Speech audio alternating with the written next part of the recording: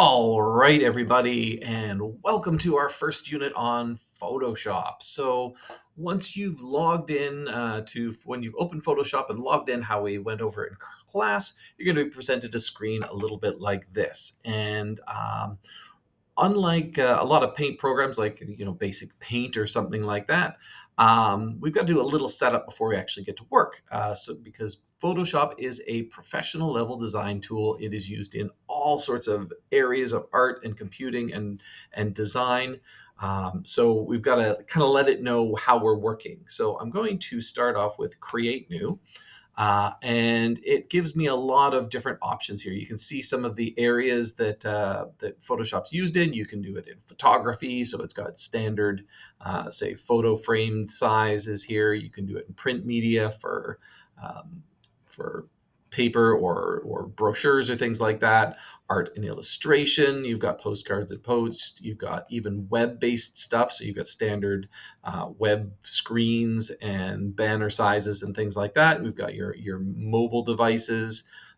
So especially you see there's a heavy lean to some Apple stuff here, but you've got Android here. You've even got watches, Apple watches and things like that, and all the way to film and video. So you've got standard sizes for titling and doing graphics for film and video presentation.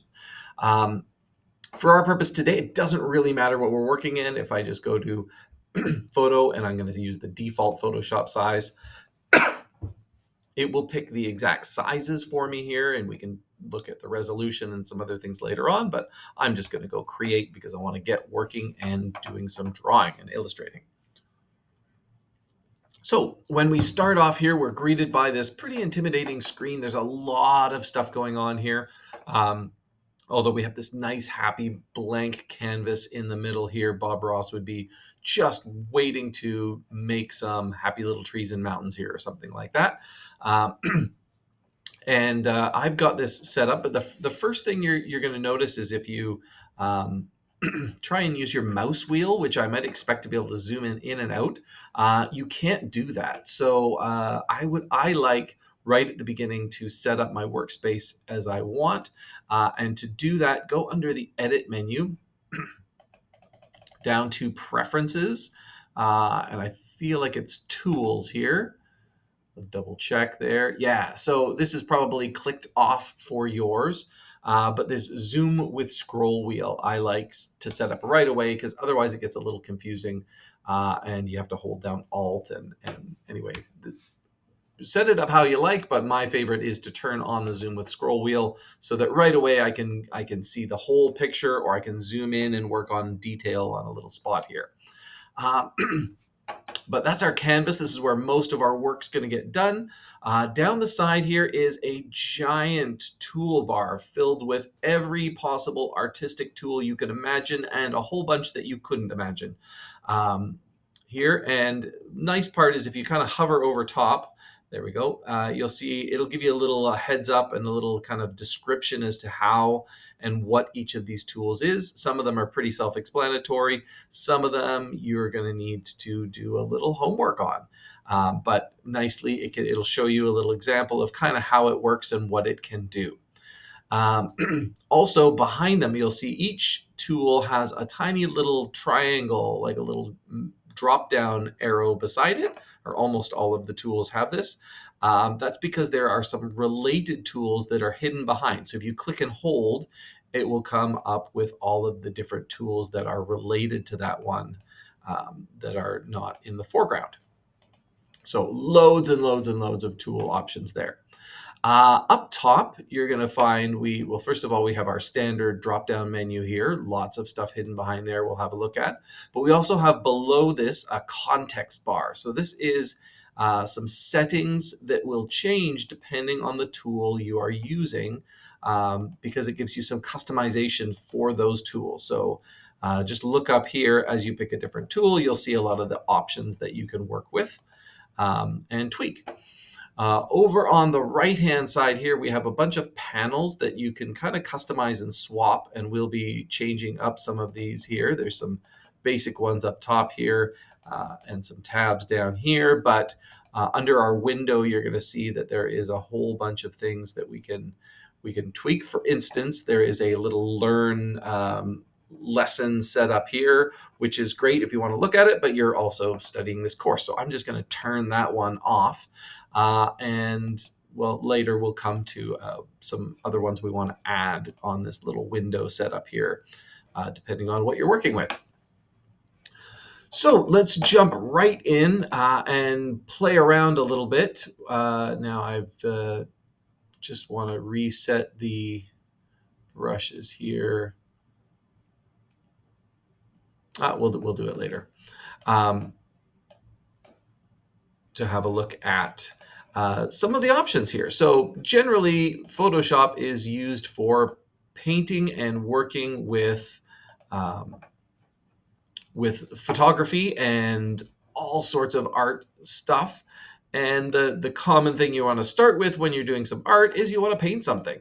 And you can see that I can just paint away as usual here. And in many paint programs, they'll give you a couple different options for brushes and this shape and style that you're painting with. Photoshop takes this to a ridiculous level. So I can paint just like so. You'll notice the starting one even get this natural kind of faded out edge here. And I can choose the brushes. So I'm on my paintbrush, my brush tool right now. I can choose the brush up top, and I can even customize, say, the size of the brush. As well as what we call the hardness of the brush, or how sharp that edge is. And you can see we've got a big difference there with this kind of bleeding watercolor, or maybe something like a sharp pencil or pencil crayon or something like that. So you can tweak it there, but you'll also find down here there's a whole collection of different kinds of what we call brushes. And there's some preset ones for the hardness and the softness here. They've also got ones that work well with, say, styluses and digital pens, where you can press a little harder and it'll go darker, and you can press lighter and it'll go lighter. It doesn't work as well with the mouse, but we do have a ton of options there as well. Down below, you can see we also have some different shape and style brushes, like dry media here. So if I zoom in, you can see that it gives you this kind of rough looker, like a pencil crayon or very fine pointed charcoal. But we've got, well, there's a charcoal pencil there, you can see, and even like a chunky charcoal, like a big piece here. So you can get that realistic looking media as you draw and paint along. We have hundreds, though, of brushes that are available. We've also got them grouped here. There's some wet media brush, like a classic cartoonist one there here, or we've got this blending. It's an interesting one. So a lot of these brushes also have some math or algorithms attached to them, so that as you go over other ink in the background, it will blend these things together in a realistic fashion. You can see there where it goes from white to dark, and it's kind of smudging and smearing. And we can start to pull color out to get the exact kind of look that you're going for. Even interesting impressionistic blenders there, and there's so many, I cannot show you them all. You can kind of play around. There's a special effects brushes here to do more custom stuff. We also have, now I've already brought mine up there, but you've got a little option for legacy brushes. These are all newer ones in the newest version of Photoshop that have got tons of math and formulas and things on them. But if you bring in the legacy brushes, just click there, and I'm going to hide that because I've already brought mine in. There's my legacy brushes. You can see we have dozens and dozens of folders here, and in each folder is tons of different ones, like a calligraphy brush. Not sure what happened there. Oh, I'm not in the right tool. There we go. Bring down that calligraphy brushes so you can get the kind of swoopy angled sides ones here. You've got natural brushes, so you can see the stippled tips there. So it kind of, you can see like you had like a frayed brush there, so you can see the actual strokes on the end. Charcoal, spray, We've got square brushes. We've got just, and here I'll make this a little bigger so we can see them. More wet media brushes, which give us, here, that's a great look at all the different options for watercolor, for oil, for ink, even some, there we go, some special effects legacy brushes. Oh,